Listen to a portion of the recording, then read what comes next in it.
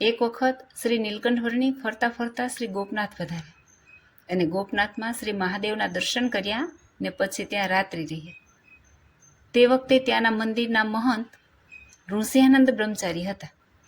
તેણે વર્ણીને જોયા અને વર્ણીને મહાતપસ્વી જાણીને ઉતારો આપ્યો અને ભાવથી જમાડ્યા અને સારી સરભરા કરી. પછી જ્યારે દિવસના 4 વાગ્યાનો સમય થયો ત્યારે સહુ દરિયે નાહવા ગયા. નાહીને પછી ત્યાં સહુ બેઠા. ત્યારે વર્ણી પણ બેઠા અને વર્ણીએ પોતાને ફરતે રેતીની એક વેત ઊંચી પાળ કરી.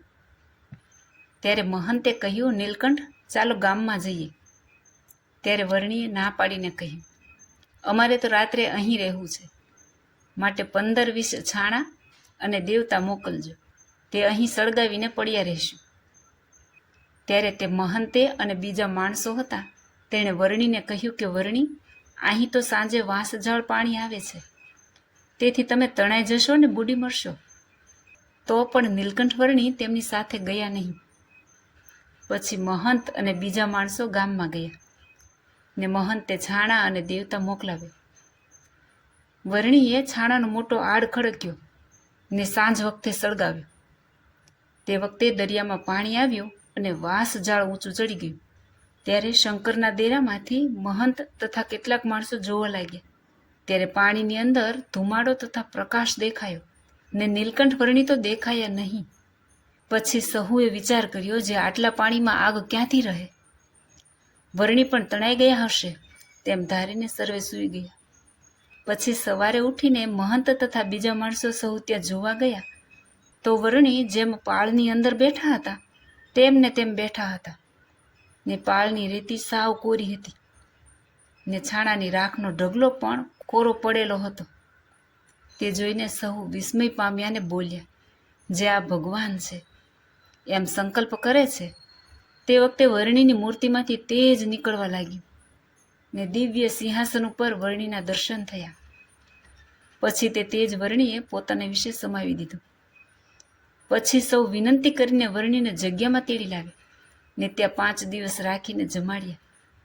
તે મહંતને વર્ણી ઉપર અતિ હેત થઈ ગયું. તેથી તે મહંતે વિનંતી કરીને કહ્યું, તમે અમારી જગ્યાના મહંત થાઓ. ત્યારે વર્ણી કહે, અમારે તો તીર્થોની યાત્રા કરવા જવું છે. એમ કહીને ત્યાંથી ચાલી નીકળ્યા. પછી ઘણા વર્ષો બાદ નીલકંઠ વર્ણી ગઢપુરમાં ભગવાન થઈને પૂજાય છે તેવા સમાચાર ગોપનાથના મહંતને મળ્યા. ત્યારે તે મહંતે કાગળ લખીને માણસ મોકલીને શ્રીજી મહારાજને ગોપનાથ બોલાવ્યા.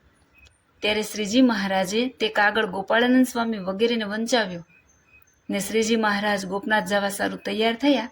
ત્યારે તેમની સાથે ચાલવા ઘણા માણસો તૈયાર થયા. તે જોઈને ખર્ચ વધારે થશે એમ વિચાર કરીને મહારાજે ગોપનાથ જવાનું બંધ રાખ્યું.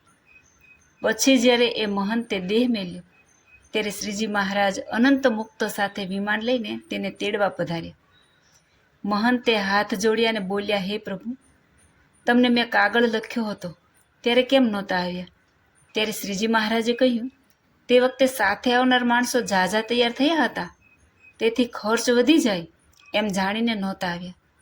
ત્યારે મહંત કહે, આવ્યા હોત તો આ ખજાનામાં રૂપિયા પડ્યા રહ્યા તે વપરાત.